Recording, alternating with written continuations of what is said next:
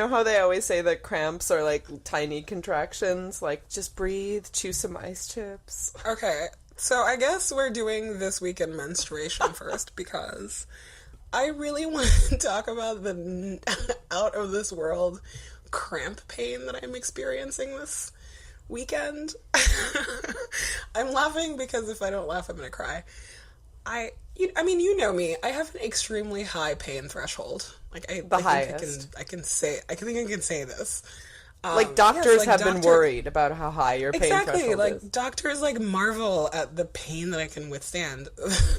The problem though is that this weekend I basically have gotten a period from hell. Like I woke up crying yesterday. I was in so much pain. I've never cried before from cramps, you know, and I cry like 3 times a year, so this is momentous for me. Oh, medically induced crying. I feel like one of those like crazy sci-fi movies where like Sigourney Weaver like births an alien. Like I'm convinced that that's the next thing that's going to happen. I also appreciate that this podcast is a safe space for menstruation to be the headline. Like sometimes it's the headline. Oh my god. I mean, I basically have to tell you because periodically I'm going to breathe very heavily and just moan. And that's what's going on. I almost went to the ER yesterday because I was like, is this normal? And then the internet said I didn't need to, which is probably why I'm gonna die. And I've taken like more ibuprofen than you're supposed to take and called every doctor I know. So I'm just gonna I'm gonna suffer through it like one more day. Otherwise, like if you hear that I've given birth to an alien child, this is what happened. Or like the world's largest uterine fibroid or something. I know, it is. Oh man, the body is disgusting.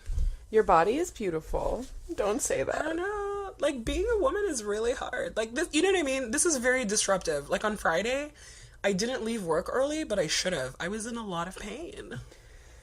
I mean, you should have just left. They would let you, right? I mean, yes, they would have let me, but I just like, you know how when you are like a crazy type A person, it takes a long time for your brain to catch up with what's happening. You know, it's like, oh, I'm in pain, but like I have shit to do. Right. So it wasn't until I got home and I was sitting on my couch trying to catch up on Jane the Virgin, and I was like, oh, like things hurt everywhere. Like pain is not on my agenda. Oh my god, I just wrote a period ad. I wrote a tampon commercial. Yeah, no, pain was not on my agenda for this weekend. This is garbage. Okay, so basically, shout out to all my sisters having uterus groans this weekend. I feel you. Collective uterus groan, just let it out. Let it out. Hurts. This cannot be normal.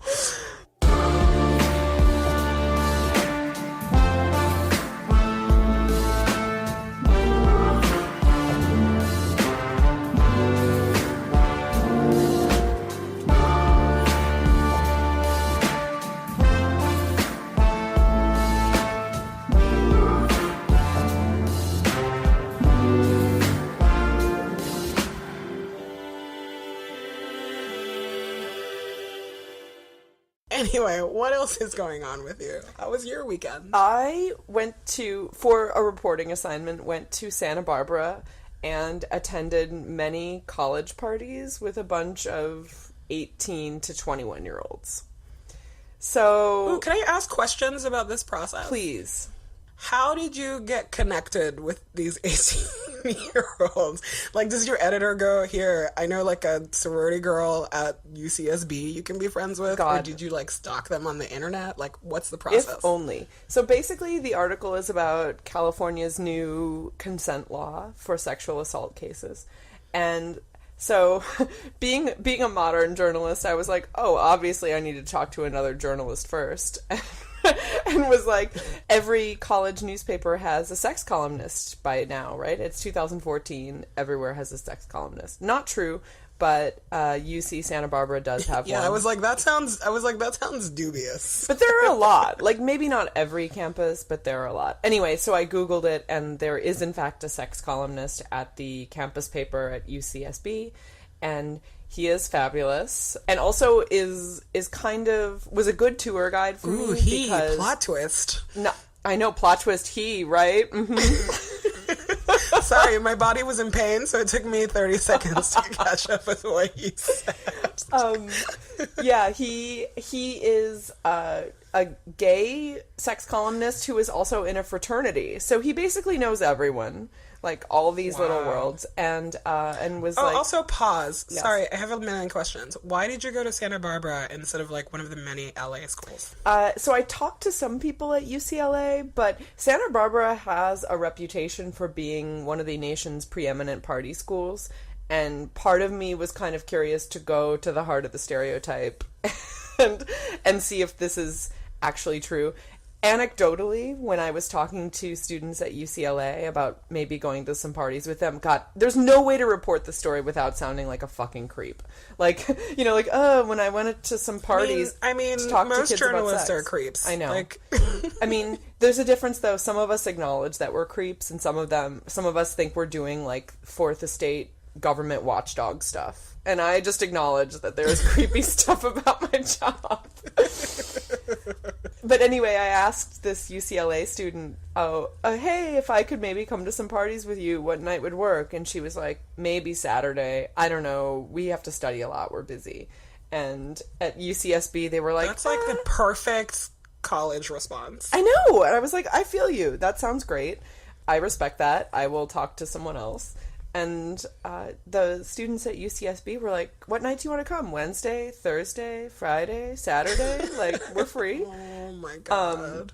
But let me tell you. Go to school in California. So, basically on a purely superficial level, things that will never make it into the story because it's not long enough, I will say this, that I forgot how dirty college apartments are. Like, you would die, Amina. You would die. I just, you know, like, I remember being dead broke in college, but, like, I'm absolutely positive I was as dirty as these kids, and I just forgot. You know, you just forget 10 years later. This was not a thing in Austin, or at least not with my friends, because, you know, I was, like, OCD, so I couldn't handle the, like, grossness. I don't know. Okay, psychedelic wall hangings, still a thing. Yes, or like French restaurant posters. Ugh. Still a thing. But did you see many Amélie posters? I did not. That was. I think that was a problem. Amélie posters go to die. That was an early aughts college problem that has since been solved by the passage of time. Oh my God. My first day at UT, when I walked into my dorm room that had the reputation for being the smallest dorm room in college, they were like, it's very cozy. Everybody who's lived here is like generation-long friends or whatever. I walk into the room and there's literally like a poster of, like a fuzzy poster of Jesus with a Bible verse on it, and that's how I knew it was like going to be a nightmare. Wait, velvet Jesus? Like fuzzy? Like you could touch it? Yes, it was like velvet Jesus. And this woman, like, bless her heart, we were roommates for just one semester, but like, I think that it was hard. It was just as hard for her to live with me than it was for me to live with her. We lasted a little bit.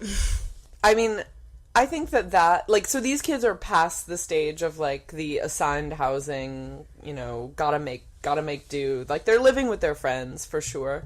But because they live right on the beach in Santa Barbara, their rent is a lot higher than, say, mine was in the middle of Missouri 10 years ago.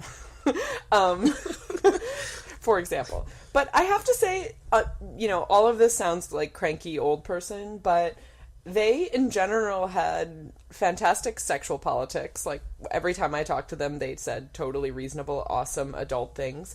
And obviously, lots of statistics about millennials and younger say they are super diverse and they are super accepting of cultural difference and whatever else. And I don't know. I don't hang out with younger than millennials except for last night. And that seemed largely true. I don't know. There was just a lot of... You're, like, extrapolating, like, real cultural statistics from going to a party at UCSB? I'm telling you about one night. I'm telling you one night confirmed. I'm just saying that, like, you're the problem with, like, data. Oh my God, like, none of this is going into my story. I went to this party. Everything is fine. Everybody lives in, like, a racial harmony and, like, great sexual politics. It's like... I said nothing about harmony. Racial racial harmony. I just said that it was not a bunch of white kids. And not a bunch of straight kids and not a bunch of cisgender kids, whatever. They were all just like, there was a lot of different types of kids that I hung out with in one night without attempting to see lots of different types of kids. No, that's fair. I'm just busting your balls because I think that like campus culture is different depending on how you enter, you know? Totally. And maybe your night would have been different if you had like hung out with people in the Greek system, or if you had. I did hang out with people in the Greek system. Oh, that's great. Sorry, breathing break. I'm going to die by the end of this episode. Let out a groan. Just let it go. It's fine. Oh my god. If you don't hear from me, like, if I'm quiet more than 30 seconds, please call 911. I'm just saying I had a good time last night talking to lots of different types of kids about their sex lives. And yes, that makes me a creepy journalist. I'm very happy for you. I can't wait to read your article. Yeah. I also did a shot of Ciroc Peach. I can't talk to you right now, but I'm sure it was delicious. It was awful. Okay, what's happening now? It's like, I'm still here, hanging in. Deep breaths. I know, yeah, you're like basically my breathing partner. Let's talk about something positive, like Solange. Oh my god, Solange got married today and looked beautiful. That photo, the wedding party photo, was incredible.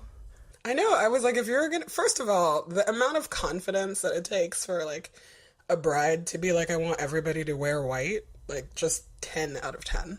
Right. But also, there's no way you can upstage me. I know, there's no way you could upstage her. She wore a fucking, like, jumpsuit with a cape. Like, that is just... Like, yeah, next level. She's won, like, all weddings. Power items in one outfit. No, she won the wedding game. And also, I want to read to you my favorite anecdote from the wedding. Hold on, I'm pulling my phone because many people have chatted me and texted me this today. Blah, blah, blah, performances by friends. And an adorable dance-off between Knowles and her 10-year-old son, Danielle Jules, to No Flex Zone. It was truly a family affair. 1, fucking love No Flex Zone. 2, her son is 10. Where's the time gone? We're getting so old. Also, just, like, raising them right. The fact that could even happen, you know, with your 10-year-old, like, you're doing a good job. I know, totally. Also, you know, it's like the power of transformation, because I remember Solange's first wedding, where she wore, like, some... like weird, like strapless, like everybody wears this, and she was like married to that guy who played football in like nowhere middle America, and it's like, look, you can just always be your best person at any time in your life. Appreciate. Go Solange. Also, yeah, no, all of the pictures are amazing. Vogue has like the best spread. I highly recommend checking it out. Also, I feel like there is a lot of power in being the alt sister. Like, you know, like no one is looking... I mean, you and I are obviously looking to Solange for Dream Wedding, but it's not like Us Weekly is going to be giving her the full stupid fairy tale treatment. People who will appreciate her wedding will appreciate it, and it doesn't have to have the cover story, I don't know, like the standard that a lot of weddings have to meet when you are a celebrity. No, totally. Also, like, Tina Knowles, Mama Knowles, looked amazing.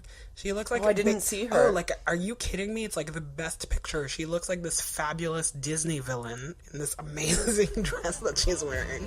So good. Girls who ain't afraid to get down. Electric ladies gonna scream out loud. Electric lady, get away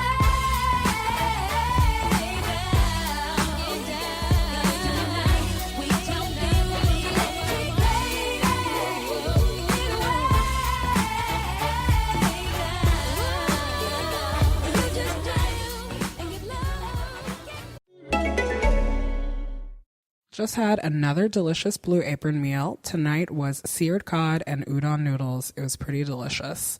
Each meal comes with step-by-step, easy-to-follow recipe card and pre-portioned ingredients, and usually can be prepared in less than 40 minutes. That's a pretty good deal. Check out this week's menu and get your first 3 meals free with free shipping by going to blueapron.com/girlfriend. That's blueapron.com/girlfriend. Blue Apron, a better way to cook. This episode is brought to you by Third Love. Third Love's 24/7 t-shirt bra is a seriously comfortable bra made out of memory foam, which apparently is not just for mattresses, is also for your boobs. Super comfortable with a tagless foam padded hook and eye in the back and a microfiber band. And basically they have sizing that comes between cup sizes, so it's also super fitted to you. They do this special thing where if you just pay for shipping, only $2.99, you can wear the bra for 30 days, take the tags off, decide if you like it, wash it, all of that stuff. If you love it, keep it, and they'll charge your card. If you don't, send it back for free. Go to thirdlove.com/callyourgirlfriend to get started today. Trust me when I say that you will want to put your boobs in this thing. It is very, very comfortable. That's thirdlove.com/callyourgirlfriend. Hey, Anne, I went to callyourgirlfriend.com and it looks different. Oh my God, listen, I gave us such an upgrade. I use Squarespace and now all of our shit looks so good. I am so impressed. It's like the website looks shiny and new, and more importantly, the shop has launched. Oh my God. Squarespace has all this commerce functionality that is making it, I won't say easy because nothing is ever easy when you are a micro business like CYG, but making it as easy as possible for us to sell stuff and look good while we do it and tell people all about our podcast. I'm so excited about this because you essentially set up that website in 10 minutes. And I have no special skills or abilities. I know. And you were able to hook up the domain, do the redirects. I'm so proud of you. All of that with no tech abilities. So thank you, Squarespace. And thank you, Anne. Thank you, Anne. And the other great thing is that Squarespace offers 24/7 customer support. So everybody on the customer care team is an experienced Squarespace user, and they can help you with anything that you need. So why not? If you need a personal website, if you have a podcast you're trying to promote, if you're trying to sell something online, Squarespace is a great answer for you. You can start a free trial today at squarespace.com and enter code GIRLFRIEND to get 10% off your first purchase. Squarespace, set your website apart. Oh my God, what next? There's a lot of booty news this week. There's a lot of booty news. I think we called this very early on in the podcast, the booty is back. I mean, all body parts are great. I think basically what happened is that the booty got Columbus this year. It's like white people discovered the booty, yes! So we just have had to talk about it more. But some of us come from cultures where we butts have been a part of our lives for a long time. Butts are a part of everybody's life. But you're right. The idea of the butt as an awesome thing is 100% a 2014 Columbus thing right there. No, totally. I mean, let's just go there because people want to know, what are our thoughts on the Kim Kardashian booty cover? My first thought was honestly, it seems, and I don't know if this is a Photoshop issue or a lighting issue or a Vaseline issue, but it seemed whatever it is would be really hard, literally hard to sit on. It looked like a very hard object. Ugh, you're just butt that was my first now. Oh my God, I'm so not. I'll show you a picture of Nicki Minaj's butt. That's how does she sit on it? It's crazy. Whatever. I know, but I feel like that's somehow different because I have this assumption, first of all, about magazine covers, which are different than album covers, that she didn't have as much say in, exactly how it looked, which is probably wrong. I totally admit to that. But when I see the Anaconda album cover, I'm like, oh, that it looks exactly how Nicki wanted it to look, which makes me like it more, because it's how she wanted to look. But for some reason, I don't apply You don't think that Kim has just as much, a power over her own image and how she would be, that she would agree to be on the cover of a magazine that she didn't completely vet? I mean, who knows? Maybe Kim was like, hey, let's recreate this earlier photograph that, made a big impact and was a very booty centric photograph. I mean, so apparently that's actually what happened. That she was a fan of that photo? Yeah, she's a huge fan of that photographer, and all of his, honestly, that photographer is, very problematic, because he's just black women, big rumps. Like, great. That's like 3/4 of his work. And she was like, I really want to work with him, and I like what he does, and that's what he does. He, like, makes, like, powerful lady booties. Has anyone talked to Grace Jones about this? No, Anne, I have not talked to Grace Jones I mean, anyone on the internet in general. If you know Grace Jones, please email us. Let us know. Oh my god, Grace Jones listening to the podcast, we could die tomorrow. We could die immediately and be happy. I mean, so listen, I have a few thoughts about this. One, I'm just gonna be very transparent. I love Kim Kardashian, and I think that, like, people who just instinctively don't like her really annoy me, because I'm just like, you actually don't know what she's about, you know? Like, my go-to line is, do you watch the show? I just feel like you can't say that you don't like her if you don't have, like, a reference point. Like, she's terrible to her siblings, and I'm like, but you have to give me specific examples about that shit. You just can't, like, I don't like her. The thing that is so crazy to me is how all these people that pretend that they're not into, like, you know, like, they're too good for the Kardashians or whatever, always have opinions about, like, things that the Kardashians do. Like, I thought that the picture was outrageous, but I could not believe the amount of just, like, conversation that it generated. It's always outsized. And I was like, well, this is exactly how Kris Jenner wins, right? Is everybody has a fucking opinion. I obviously think that, like, Columbusing of butts is also very problematic. Who doesn't know, like, the history of, like, big black butts, right, in history, and why they're such a fucking problem, and all of the racism that's come from that. So I think that I mean, the answer is a lot of people don't know. Yeah, no, that's the thing. I was like, I am very happy to have, like, a conversation about, like, butts in the context of, you know, like, the Venus archae, but I think that, like, just heaping on your Kardashian hate on that, it's like eyeroll.com. I don't have time for this. Has it been mostly hate, though, or has it been, like, kind of like faux hand over mouth gasp, like, offended, not really offended? I mean, I find the whole conversation about, like, how and what and whether it was Photoshopped to be incredibly boring. No, I mean, like, that was part really of boring. it is, like, I mean, honestly, yeah. like, it's like, hi, it's 2014. If you look at a magazine cover and you don't know that every single part of it is Photoshop, then I can't help you. Right. I knew what the original picture was already. I get the, like, tongue-in-cheekness. It just, like, really annoys me that the conversation always centers around, like, oh, these women are vapid or they're not. You know, it's like, yes, it's like this is the target that we pick. Like, people just don't like the Kardashians. What did you think about the BuzzFeed reverse photoshopping? Oh, like, I have the faux reverse photoshopping. I have not seen this. I'm going to look it up right now. It was basically like an artist's rendering of what she quote unquote should look like or would look like if she hadn't been photographed, and I was just like, Is this "Are you if kidding?" Kim had a realistic waistline? Yes. Wait, I can't tell the difference. Oh, okay. I was like, what? You know, I know, but, like, here's the thing. Like, there's just no way to win, right? It's like, if you look at this picture and you don't believe that it's, like, 100% photoshopped a la Grace Jones cover, then you're, like, you're a fucking idiot. That's just a fact. But also, yeah, I don't get the, like, uber, like, faux outrage about this.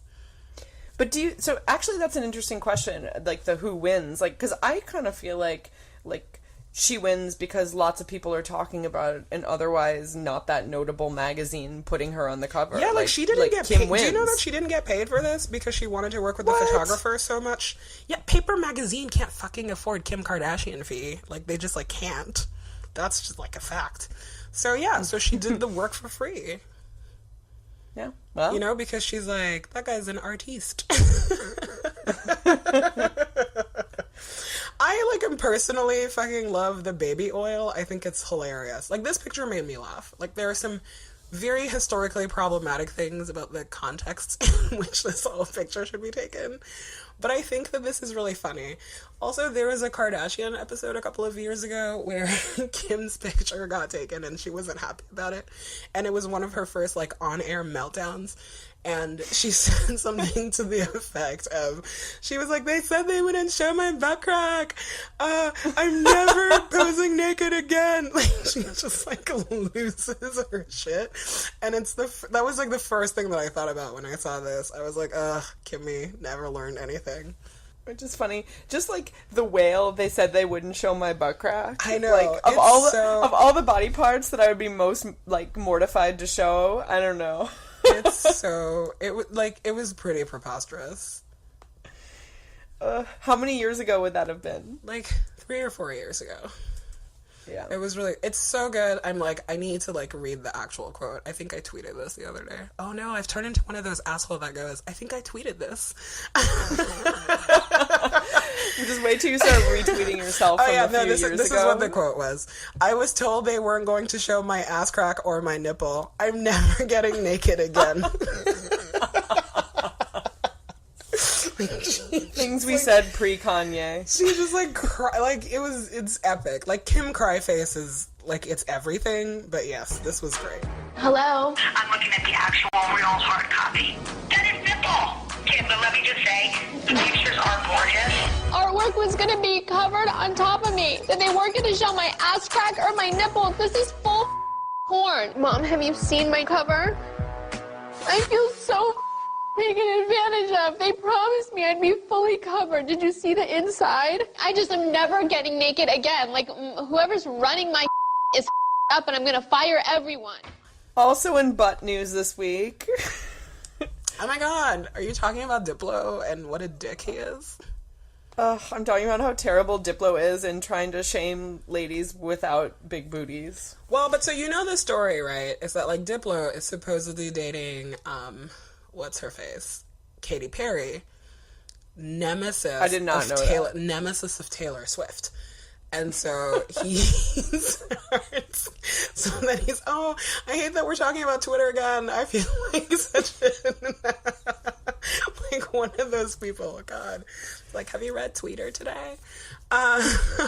Every day. So anyway, so he tweets that thing about, like, you know, like, let's get Taylor Swift a butt. And then there's some sort of, let's get her a booty.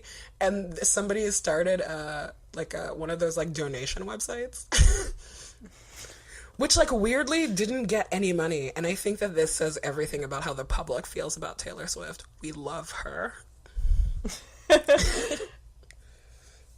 Yeah. Can't turn us against her. I know, you can't. Do you want to tell the other half of the story? Then what happened, Anne?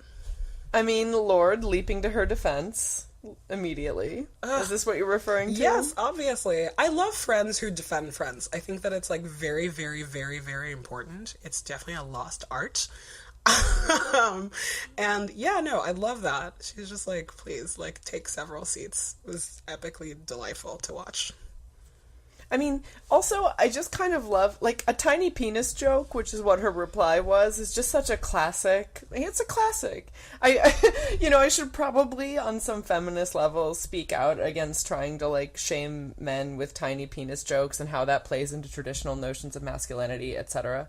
But I appreciated it. I know, it's just, you know, I think that when deployed, like, aptly, it hurts everywhere that it's supposed to hurt. The idea of deploying a tiny penis is now, like, fixed in my mind. It's so perfect. Taylor Swift also, like, is carrying, like, Shine Theory news this week. There was this, like, great, like, she's on the cover of Time magazine. It's beautiful. The article is great. And the cover of Business Week. Yeah, no, trust. I saw. Dominating every avenue. But it's like, Taylor Swift talks role models. The second highest paid woman in music told Time that actress Mariska Hargitay and chef Ina Garten are among her favorite female role models. Me too, Taylor. I surround myself with smart, beautiful, passionate, driven, ambitious women. Other women who are killing it should motivate you, thrill you, challenge you, and inspire you. Tattoo that on your face. Like, that's incredible. I just got a full body chill. It's perfect. Shine Theory forever. Forever and ever. Also, just like, I love I love Shine Theory for women in their 20s and 30s and whatever, but, like, for someone with a major following among, like, 12-year-olds to say this is so, so great.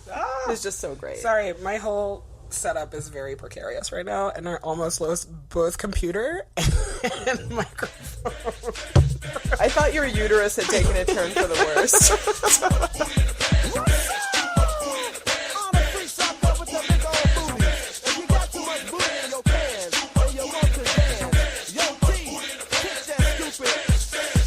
Everybody got the around. It's the truth about to throw down. If you don't know who I am, I'm that fool who makes you jam. Now it's time for you to party. Feel the rhythm in your body. I got something for your soul. Shake that booty, make it roll. What else? I feel like we only have ridiculous. I know, Say we're what? talking about ridiculous things. Oh, one ridiculous thing that happened is that somebody who, like, listens to the podcast, I think, like, tweeted or emailed me about, you know, like, what are your thoughts on something called Squatty Potty? And at first I was like, it is too early to, like, you know, I'm like, what is Squatty Potty? But then, as I was watching television, as I want to do, one of my favorite shows, Shark Tank, lo and behold, Squatty Potty is featured on Shark Tank.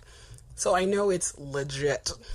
Okay, I'm on the website right now. It looks like a step stool for your toilet. Yeah, no, it's like another thing that white people have Columbus is like squatty toilets. Like, I'm like, I come from Africa. This is like not news to me, and I can't believe that somebody is going to become like a millionaire from this. This is like for people who are too lazy to really squat. Well, yeah. So here's the deal: the dude that makes it, like, went on the show with his mom on Shark Tank, his mom Judy, and they, like, talked about how the whole thing is, like, because Judy was struggling with constipation, and she realized that, like, when she squatted, it made her feel better, and her only option in her house was a step stool, but that was, like, not working, right? He started doing, like, what a great son. He starts doing, like, all of this research on, like, squatty potties. And he has a friend who has a wood shop, and he's like, holler at me with, like, a prototype. And they, like, it's crazy. And then he says, he's like, we want to change the way America poops. You know, like, I cannot throw shade at that. Okay, but truth, Oprah already changed the way America poops. Yeah, but she did that with, like, Dr. Oz, who's a quack. This guy is, like, he wants, like, to go inside your toilet and, like, replace all modern toilets with squat toilets because ergonomics. Like, that's crazy. It is true. I'm surprised they haven't made the comparison, like, your office chair is ergonomic, why isn't your toilet? No, totally. It's like, yeah, I just love that they're, like, it's a family business. Also, they have other products. One is called Swoosh Bidet. Oh my god. Mostly you should, like, go on Amazon and read the reviews for Squatty Potty. They're great. Okay, I'm still looking at the website because I honestly can't look away. And there's a woman with her jeans pulled up sitting on the potty. And I don't want to, like, I don't know if I would really want to see the opposite, but there's a part of me that's just like, Oh man, have you ever used a Squatty Potty, Anne? Like an actual for real squat toilet? Not in America? Yes, I have pottied while squatting, but I have not used this particular device. No, I mean, this is crazy. Also, can we talk about whoever... I cannot believe this is, like, a thing that I'm going to say, because I like, some people are very sensitive about it, and I'm like, oh, I don't know what you're talking about. But the model's feet that they use for this product on the website is disgusting. Like, no. Like, I cannot believe. I'm like, who is in charge of photo content on your website? Like, fire them immediately. Also, I don't know where to begin. I just advise everyone to look at this website for themselves. I don't know. I mean, I might order one. This is incredible. Will you report back, or is that the reviews are so good? I mean, I, like, grew up using a squat toilet, so it's not like, it's not a thing that's, like, completely crazy to me. I just think that it is crazy to pay money to do it in your own house. Right. And of course they also sell like scent sprays so that you can't smell your, quote, elimination.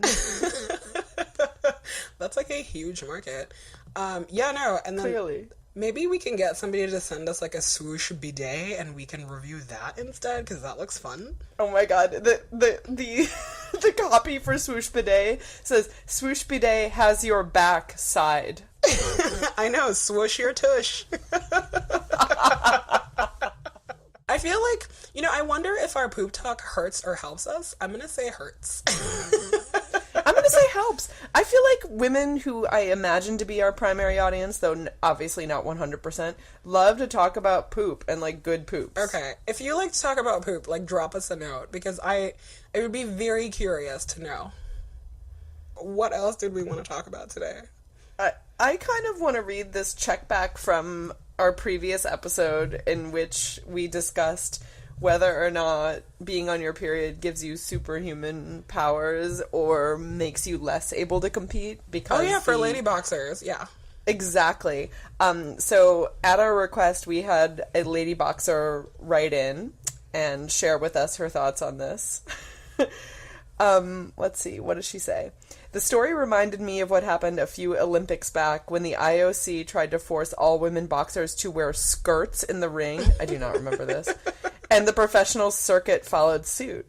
Some of the reasons were it was hard for the audience to tell if they were watching lady boxers or men boxers, no joke, and that women should really feminize the sport of boxing. Wow. All I really have to say is that if you are a lady boxer, you already have raging hormones, probably more on the testosterone side. While I did not fight in the ring, except in sparring practice, I have never noticed the difference between when I was bleeding from my vagina or from my nose. That is so badass. However, Black Betty by Ram Jam totally gets me in a killing mood. That is fantastic. Thank you, lady boxer listener. What a winner. We have the best listeners.